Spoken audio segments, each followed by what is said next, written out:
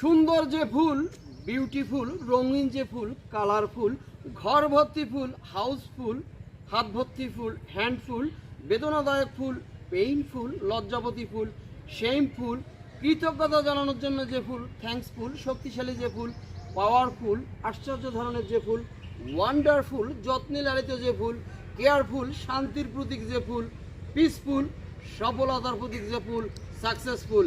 আর আমার কাছে মনে হয় লিটন অত্যন্ত পাওয়ারফুল। লিটন, আপনি যদি প্লাস্টিকের ফুল সম্বন্ধে আমাদের এবং আমাদের দর্শকদের কিছু বলেন। এই মুহূর্তে যে যেখানে যে অবস্থায় এই অনলাইনের মাধ্যমে এই ভিডিওটি দেখছেন, বাহ। সবাইকে জানাচ্ছি সাদর সম্ভাষণ এবং আমার পক্ষ থেকে হাজার হাজার রকমের প্লাস্টিকের গোলাপের শুভেচ্ছা।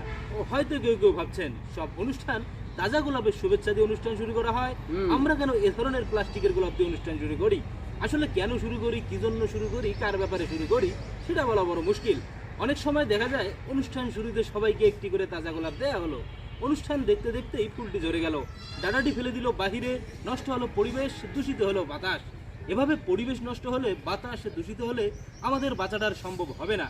এই অবস্থায় আমি লিটন সংকেত যদি আপনাদের হাতে একটি করে প্লাস্টিকের গোলাপ তুলে দেই, তাহলে সুন্দর সচেতনভাবে পুরো অনুষ্ঠানটি উপভোগ করতে পারবেন। যাই হোক, আজকের ফুল এ পর্যন্তই। ধন্যবাদ ধন্যবাদ সবাইকে। সবাইকে।